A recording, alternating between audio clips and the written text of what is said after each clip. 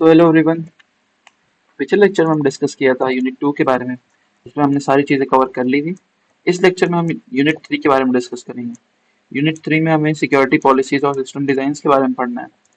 तो इसमें मैंने कुछ अलग अप्रोच फॉलो किया है। लाइक जब आप पीडीएफ देखोगे तो एक पीडीएफ में आपको सिक्योरिटी पॉलिसीज मिलेंगी जिसमें मैं एक्सप्लेन्ड लिखा है मैंने, और ये एक्सप्लेनेशन की चीज़ें आपको हिंदी में मिल जाएंगी।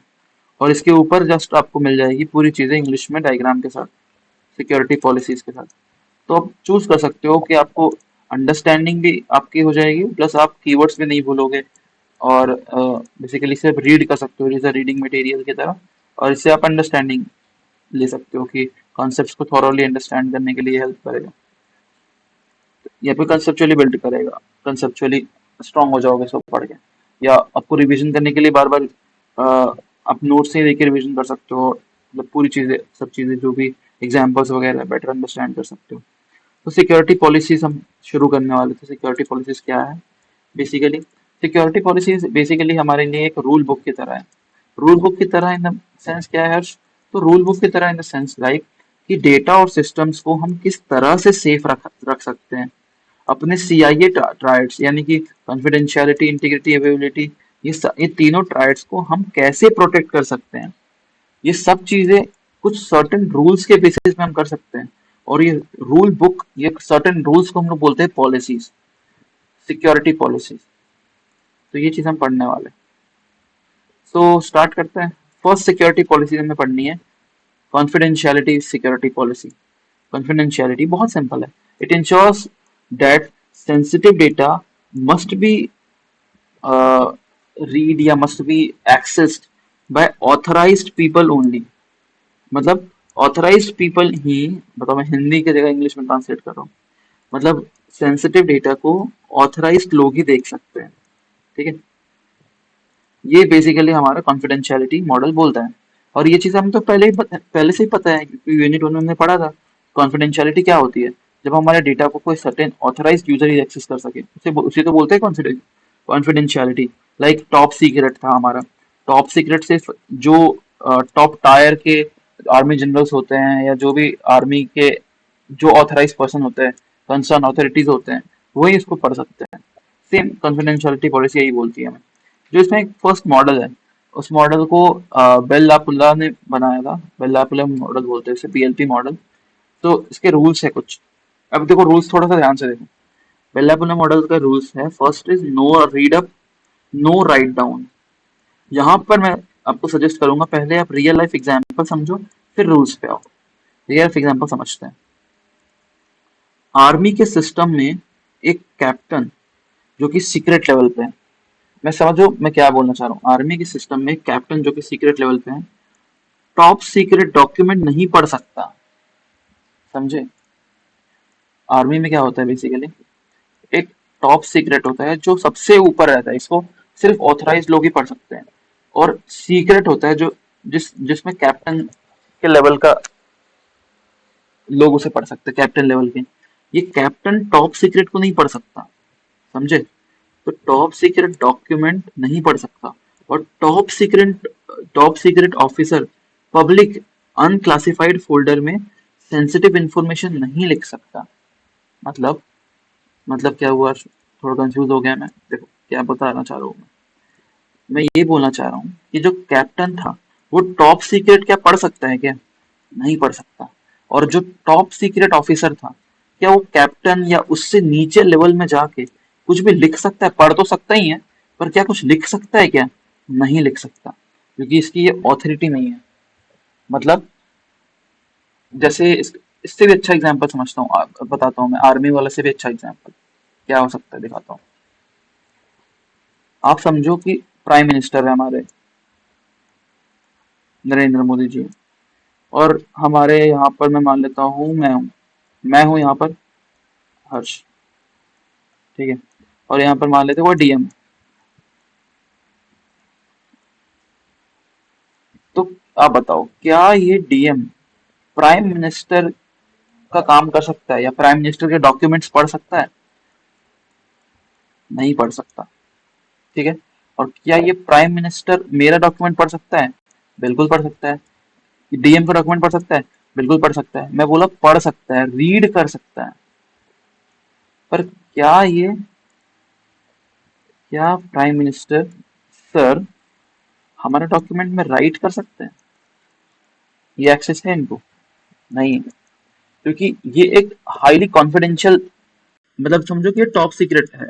मतलब ये कोई भी चीज यहाँ हमारे में चेंजेस नहीं कर सकते, कोई भी अनक्लासिफाइड फोल्डर में सेंसिटिव इन्फॉर्मेशन नहीं लिख सकते। मतलब कुछ कैजुअल तो चीज लिख सकते हैं, पर कोई सेंसिटिव इन्फॉर्मेशन नहीं लिख सकते ना, वो डेटा ब्रीच कहलाएगा। तब तो वो समझो कि प्राइम मिनिस्टर कोई सेंसिटिव इन्फॉर्मेशन हमारे में या कैप्टन में नहीं लिख सकते, क्योंकि वो टॉप सीक्रेट उनको पता है, वो टॉप सीक्रेट यहाँ नहीं डाल सकते। और सेम काम हम ना रीड कर सकते हैं ना राइट कर सकते हैं, पर वो रीड तो कर सकते हैं पर राइट नहीं कर सकते। ये कुल मिला के खिचड़ी पकाने का यही मोटिव है मुझे समझाने का। ये जो खिचड़ी पकी है, ये बेसिकली खिचड़ी ये सिखा बताना चाह रही है हमें, क्या बताना चाह रही है कि no read up no write down, यानी कि लो लेवल का यूजर हाई लेवल में डेटा नहीं देख सकता, जैसा कैप्टन प्राइम मिनिस्टर को नहीं देख सकता, और हाई लेवल का यूजर लो लेवल पे डेटा नहीं लिख सकता यानी कि राइट नहीं कर सकता।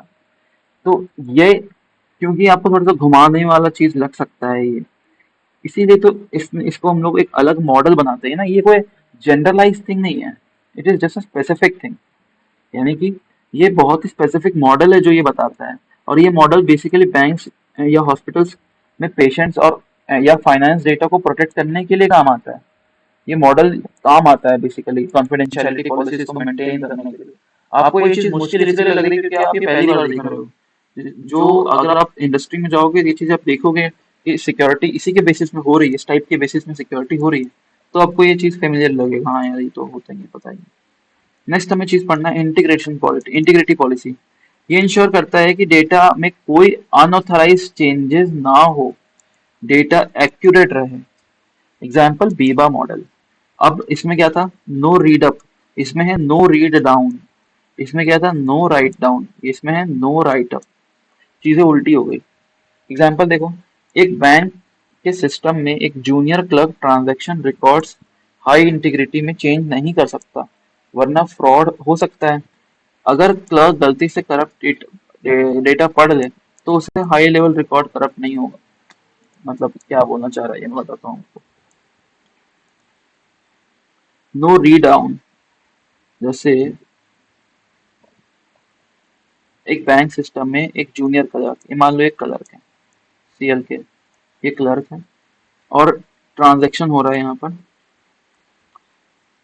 में चेंजेस।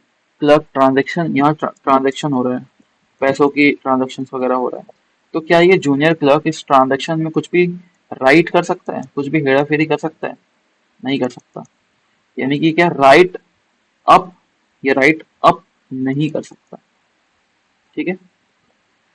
पर क्या ये नीचे जाके एक्चुअल डेटा देख सकते हैं कि कौन कौन यूजर के नाम पे अकाउंट बना है या क्या है? ये तो बिल्कुल कर सकता है ये। तो ये क्या है, रीड और डाउन, ठीक है। रीड डाउन ये कर सकता है क्या? देखो एक बार फिर से देखो, मैं एक रिकॉर्ड्स में चेंजेस नहीं कर सकता वरना फ्रॉड हो सकता है, ये तो नहीं कर सकता। अगर क्लर्क गलती से करप्ट डेटा पढ़ ले तो उसे हाई लेवल रिकॉर्ड्स करप्ट नहीं होंगे।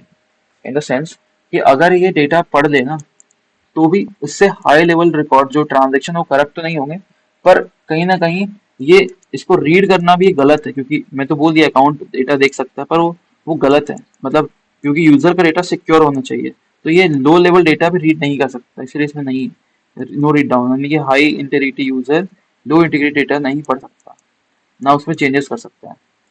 तो आपको बेसिकली यही याद रखना है कि कितने मॉडल्स थे। इसमें हमने मॉडल पढ़ा एक, जो बेल लापडुला मॉडल, और इसमें हमने पढ़ा बीबा मॉडल। ये बीबा मॉडल क्या बोलता है, ये सही चीजें थ्योरेटिकल है यार, इसमें तो हम लोग कुछ कर नहीं सकते, क्योंकि बीबा नाम के साइंटिस्ट ने जो बताया, जो मॉडल बनाया, वही मॉडल हम पढ़ रहे हैं। अब वो कॉम्प्लेक्स है या उसने क्या सोच के बनाया वही जाने, पर जो है वही एग्जैक्ट लिखा हुआ है। हमने अपने मन से कुछ बनाया तो है नहीं, जो उसने बनाया वही हम देख रहे हैं। तो ये चीज़ें हमें पढ़नी पड़ेंगी क्योंकि ये बना बनाया मॉडल है। ये सब चीज़ें हमें, इसमें हम खुद से कॉमन सेंस नहीं लगा सकते कि यार इसने यही क्यों किया, ये क्यों रीड अप, ये क्यों राइट अप ही क्यों कर रहे हैं, इसमें हम रीड डाउन ही क्यों कर रहे हैं, क्योंकि ये बना मॉडल ही यही है, हम मॉडल पढ़ना था, मॉडल ही यही है, तो इसलिए हमें पढ़ना था। एक पॉलिसीज हम देखें, और थिंग नेक्स्ट थिंग इज हमारे हाइब्रिड पॉलिसीज भी होती है, जिसमें हम कॉन्फिडेंशियलिटी और इंटीग्रिटी दोनों को कंबाइन करके कॉम्प्लेक्स नीड्स को पूरा करते हैं। इसके लिए मॉडल था चाइनीज वॉल मॉडल, इसका नाम था। लाइक एक चार्टर्ड अकाउंटेंट है, वो दो मतलब दो राइवल कंपनीज है, राइवल मान लो रिलायंस और टाटा, ये दोनों कंपनीज है, दोनों के अकाउंट को हैंडल करता है, मतलब एक सिंगल सीए दोनों के अकाउंट को हैंडल करता है। पर दोनों के अकाउंट को हैंडल करने के साथ साथ वो कोई भी डेटा एक दूसरे को शेयर नहीं कर सकता। ये मॉडल इंश्योर करता है कि सेंसिटिव इन्फॉर्मेशन मिक्स ना हो, लाइक लीगल फर्म्स हो गए, स्टॉक मार्केट ब्रोकर्स हो गए, ये कॉन्फिडेंशियलिटी मेंटेन रखती है। तो ये हाइब्रिड मॉडल का पार्ट होता है, जिसमें हम दोनों का फॉलो अप करते हैं। Next is non interference. ये क्या बोलते हैं, एक यूजर के एक्शंस दूसरे यूजर के डेटा के ऑपरेशंस को अफेक्ट नहीं कर सकते, ताकि डेटा लीक ना हो। यानी कि एक गवर्नमेंट सर्वर में अगर कोई एक high security officer file access करता है, तो उसका सीपीयू यूसेज या एक्टिविटी लो सिक्योरिटी यूजर नहीं चलाना चाहिए, वरना हैकर इश्यूज कर सकते हैं। बेसिकली यही चीज है कि यार, अगर एक यूजर है, उस यूजर में अगर कोई भी एक्सेस कर रहा है, अगर वो यूजर कोई भी डेटा या कोई भी ऑपरेशन एक्सेस कर रहा है, तो दूसरा यूजर उसको देख नहीं सकता। यानी कि नो इंटरफेरेंस, मतलब it must be an independent entity, एक दूसरे से कोई रिलेटिव नहीं, कोई डिपेंडेंसी नहीं होनी चाहिए। ये इसका बोलने का मतलब था। Next is policy consumption. Multiple policy को कंबाइन करना विदाउट कन्फ्लिक्ट, इसको बोलते हैं policy consumption. Real life like एक बैंक बीएलपी कॉन्फिडेंशियलिटी और बीबा इंटीग्रिटी दोनों यूज कर रहा है। अगर बीएलपी कहता है कि नो राइट डाउन और बीबा कहता है नो राइट अप, दोनों अलग अलग चीज बोलते हैं, तो इनको अलाइन करना पड़ेगा ताकि एक यूजर के परमिशंस कंफ्लिक्ट ना हो। ऑब्वियसली चैलेंजेस पॉलिसी के रूल कॉन्ट्राडिक्ट नहीं होने चाहिए। ये कि अगर आप बीबा यूज कर रहे हो या बीएलपी यूज कर रहे हो, दोनों के कॉन्ट्राडिक्ट नहीं होने चाहिए। आपको ये देखना पड़ेगा कि मैं जो किस सिचुएशन में बीएलपी यूज करना है, किस सिचुएशन में मुझे बीबा यूज करना है। अब कुछ इंटरनेशनल स्टैंडर्ड्स की बात करते हैं। आईएसओ 27001 एक फ्रेमवर्क है जो कंपनीज को सिक्योरिटी पॉलिसीज बनाने और रिस्क मैनेज करने के लिए हेल्प करता है। एग्जाम्पल है ई कॉमर्स कंपनी जैसे फ्लिपकार्ट आईएसओ 27001 फॉलो करता है, ताकि कस्टमर डेटा सेफ रहे और ट्रस्ट बना रहे। फिर एनआईएसटी 853 सिक्योरिटी कंट्रोल को सेट करता है स्पेसिफिक गवर्नमेंट सिस्टम्स के लिए, लाइक आधार डेटाबेस। एनआईएसटी स्टैंडर्ड यूज करता है ताकि डेटा ब्रीच ना हो। इम्पोर्टेंस ये स्टैंडर्ड ग्लोबली एक्सेप्टेड है, तो ऑडिट्स के लिए जरूरी होता है, मतलब अगर हमें फ्यूचर में कुछ ऑडिट्स करने को चेंजेस करने हैं, उसके लिए ये स्टैंडर्ड ग्लोबली एक्सेप्टेड है, और ये हमें हेल्प करते हैं ये सब चीजें करने में। तो हमने स्टैंडर्ड्स भी देख लिया, दो स्टैंडर्ड बेसिकली हमने देखा, आईएसओ 27001 और एनआईएसटी 853। नेक्स्ट टॉपिक हमें पढ़ना है सिस्टम डिजाइन। सिस्टम डिजाइन क्या है basically? System design is design का मतलब है सिस्टम को डिजाइन करना, यानी कि अब ऐसा बनाना जिससे वो सेफ रहे और पॉलिसीज को इफेक्टिवली फॉलो करे। ठीक है, इसमें कुछ डिजाइन प्रिंसिपल्स हमें फॉलो करने पड़ते हैं। First is least privilege. Least privilege system क्या बोलता है, हर यूजर को सिर्फ उतना ही डेटा एक्सेस दिया जाए जितना जरूरी है। लाइक अगर एक यूजर है बैंक का, तो उसे हम उतना ही एक्सेस देंगे। अगर वो इंटरेक्ट करता है लोगों से, तो हम उससे बस लोगों का डेटा चेक करने जितना और छोटे मोटे एडिट्स करने का जितना, ट्रांजेक्शन इफेक्ट करने का एक्सेस ना दे। यानी कि हर यूजर को उतना ही एक्सेस है जितनी जरूरी है, हद से ज्यादा एक्सेस नहीं देना चाहिए। एक बैंक के कैशियर बैलेंस चेक कर सकता है, लेकिन अकाउंट डिलीट नहीं कर सकता, तो ये सारे एक्सेस हमसे लिमिट करनी पड़ेंगी। तो इसे हम बोलते हैं डिजाइन प्रिंसिपल की, like least privilege policy principle. Separation of duties, critical task को डिवाइड कर रहे हैं, एक ही पर्सन फ्रॉड ना कर सके। लाइक ऑनलाइन शॉपिंग में एक एम्प्लॉय ऑर्डर कंफर्म करता है, दूसरा पेमेंट अप्रूव करता है, जैसे अमेजोन के वेयर हाउस में। लाइक वही है कि एक एम्प्लॉय ऑर्डर कंफर्म करता है कि हाँ ये कंफर्म है ऑनलाइन शॉपिंग में, और दूसरा पेमेंट अप्रूव करता है। दोनों अलग अलग रहता है, ताकि अगर मान लो एक फेल भी कर गया तो इस पे इफेक्ट ना हो। Separation of duties. Defence in depth means multiple security layers लगाओ, जैसे firewall, antivirus, encryption. Net banking में पासवर्ड, ओटीपी वगैरह सब चीजें होती है, यूज करते हैं, तो मतलब अपने डिफेंस में थोड़ा डेप्थ लाओ। कि ये नहीं हुआ तो ये नहीं हुआ तो ये सारी फिर सिंपलिसिटी पे जरूरी है, लाइक सिंपल, ताकि एरर्स कम हो। अगर बहुत ज्यादा कॉम्प्लेक्स बना दिए तो कहीं ना कहीं कुछ एरर हुआ तो पूरा सिस्टम ही ब्रीच कर जाएगा। ये सारी चीजें भी इंपॉर्टेंट है। एक ही ऐप में लॉगिन सिस्टम सिंपल रखो ताकि कॉम्प्लिकेट यूआई या बग्स ना आए। फिर fail safe defaults, like by default access की डिनाई करो ताकि एक्सप्लिसिट अलाउ करे। मतलब एक्सेस की डिनाई करने का मतलब क्या है, जैसे तुमने एक जीमेल बनाया, जीमेल, तो कोई यूजर इसमें लॉगिन करता है, अगर बाय डिफॉल्ट ये एक मिनट, बाय डिफॉल्ट इसमें एक्सेस डिनाइड नहीं है, अलाउड है, तो जो इस पे फर्स्ट में आएगा वो बाय डिफॉल्ट इसको यूज कर सकता है। पर फर्स्ट में ही अगर एक्सेस डिनाइड है कि यार डिनाइड है, पहले अकाउंट बनाओ, गूगल अकाउंट के थ्रू लॉगिन करो, तो अब ये एक्सेस आपको ग्रांट किया गया, तो अब इसमें कुछ जो भी चेंज करोगे उससे ट्रैक भी हो सकती है। और जीमेल में बिना लॉगिन के कोई भी ईमेल सेंड नहीं कर सकता, यानी कि सिर्फ ऑथेंटिक पर्सन ही जीमेल यूज कर सकता है। पहले क्या था, पहले कोई भी आके घुस के जीमेल यूज कर सकता था, अब नहीं कर सकता, तो हम एक एक्सेस सेटअप कर रहे हैं। फिर से डिफेक्ट्स, डिफॉल्ट्स में डिफॉल्ट सेटअप यूज कर ले रहे हैं ताकि हम हमेशा डिफॉल्ट केस लेके चलेंगे सारी पॉसिबिलिटीज को देखते हुए। नेक्स्ट, रिप्रेजेंटिंग आइडेंटिटी, उसमें क्या है, यूजर या प्रोसेस की आइडेंटिटी वेरीफाई करना, लाइक पासवर्ड, बायोमेट्रिक, फिंगरप्रिंट या डिजिटल सर्टिफिकेट किसी भी तरह से। आधार कार्ड लॉगिन के थ्रू, लाइक ओटीपी, फिंगरप्रिंट के थ्रू आप कुछ भी कर सकते हो, तो रिप्रेजेंट आइडेंटिटी। फिर control the access and information flow, तो कौन क्या एक्सेस कर सकता है ये डिसाइड करना। गूगल ड्राइव में ओनर डिसाइड कर सकता है कि कौन एडिट करेगा या कौन रीड करेगा सिर्फ। फिर इन्फॉर्मेशन के फ्लो कंट्रोल को मैनेज करना है, डेटा का फ्लो कंट्रोल, ताकि सेंसिटिव इन्फॉर्मेशन गलत जगह ना जाए। लाइक एक हॉस्पिटल सिस्टम अपने पेशेंट्स का डेटा पब्लिक सर्वर में नहीं रखना चाहिए, तो उसमें रखता है, प्राइवेट सर्वर में रखता है। पब्लिक में कुछ कुछ चीज़ें रखता है, लाइक हॉस्पिटल की वेबसाइट या छोटे मोटे चीज़ें जो पब्लिक सर्वर में रहती है। ठीक है। फिर कॉन्फिडेंस कन्फाइनमेंट प्रॉब्लम, एक प्रोसेस को लिमिट करना ताकि वो सेंसिटिव डेटा लीक ना करे, अनऑथराइज सोर्सेस यूज ना करे, इसके लिए उसे लिमिट करना, वो कन्फाइन मतलब कन्फाइन करना बेसिकली चीज़ों को। सिंप्लीफाई कर दो कि यार ये इन चीज़ों को ही तुम यूज़ करोगे ताकि प्रॉब्लम्स ही ना आए, डेटा लीक्स वगैरह के। टेक्निक्स क्या क्या हो सकते हैं, sand box, like Android application अपने रिस्ट्रिक्टिव एनवायरनमेंट मेंटेन रखने के लिए सैंड बॉक्स या वर्चुअल मशीन बनाता है। क्रोम ब्राउजर में हर एक टैब एक सैंडबॉक्स की तरह चलता है ताकि मेलिशियस वेबसाइट पूरा सिस्टम क्रैश ना कर दे। यस, और भी कितना अच्छा एग्जांपल है ये, कि यार मान लो मेरे पास ये टैब है, ये टैब अपने आप में एक अलग सैंडबॉक्स है। अगर मान लो इस वेबसाइट या जो मैंने कोई भी वेबसाइट खोली उसमें कोई वायरस आता है तो वो टैब मैं बंद करूंगा तो वायरस अपने आप हट जाएगा, बाकी टैब्स में या पूरे सिस्टम में इफेक्ट नहीं पड़ेगा। ये confinement problem. Next is assurance. Assurance क्या है, एक building system with assurance, system को ऐसा डिजाइन करने का ताकि उनकी सिक्योरिटी वेरीफाएबल हो, यानी कि like secure coding, modular design, formal specifications के थ्रू। जैसे यूपीआई एप्स होती हैं वो सिक्योर कोडिंग यूज करना पड़ता है ताकि आगे जाके हैकर्स कुछ भी ऐसे चुरा ना सके डेटा को, या डेटा लीक्स ना हो सके फ्यूचर में। फिर फॉर्मल मेथड यूज कर सकते हैं, मैथमेटिकल टेक्निक, जो सिस्टम सिक्योरिटी इंप्रूव करने के लिए। एक मिसाइल डिफेंस सिस्टम में सॉफ्टवेयर में को मैथमेटिकली वेरीफाई किया जाता है ताकि कोई बग ना हो, इस टाइप में पता कर सकते। क्रिटिकल सिस्टम्स में मैथमेटिकली फॉर्मल मेथड हम यूज करते हैं, जो यानी कि पहले करते थे। नेक्स्ट इज इवेलुएटिंग सिस्टम, ये सिस्टम ही खुद खुद ब खुद टेस्ट कर लेता है पूरे सिस्टम में क्या वीक पॉइंट है। सेल्फ टेस्टिंग, यानी कि पेनिट्रेशन टेस्टिंग वगैरह जो हैकर की तरह एक्ट सिमुलेट करता है। लेकिन हमारे पास एक सिस्टम है और हैकर की तरह हम ये देखते हैं कि कौन कौन जगह पे वो सिस्टम वनरेबल है, यानी कि कहाँ कहाँ वो हैक हो सकता है, और फिर उसे हम ठीक करते हैं।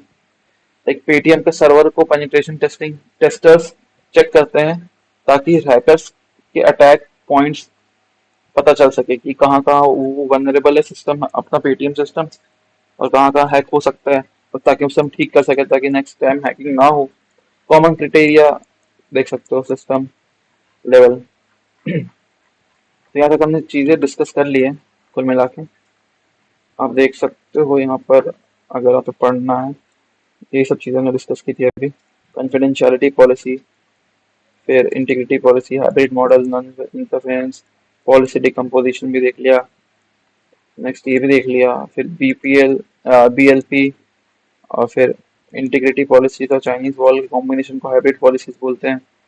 ये भी देख लिया, least privilege, defensive system, policy, fail safe, defaults, access control भी देख लिया, कन्फाइनमेंट देखा, इंश्योरेंस देखा, फॉर्मल इवेल्युएटिंग मेथड्स देखें। पहले इस डायग्राम भी है इसका, एक सिक्योर डिजाइन प्रिंसिपल, उससे इम्प्लीमेंटेशन में जाएगा और उससे इवेल्युएशन में जाता है। 3 स्टेप में प्रॉपर काम होता है, अपने आप में कोई एक भी हो सकता है, कोई इशू नहीं है। तो दिस इज इट गाइस, हमने यूनिट 3 भी कवर कर लिया। तो यूनिट 4 यूनिट 5 हम कल कवर करेंगे। Okay, so here it is, thank you for your time, thank you for watching, have a nice day.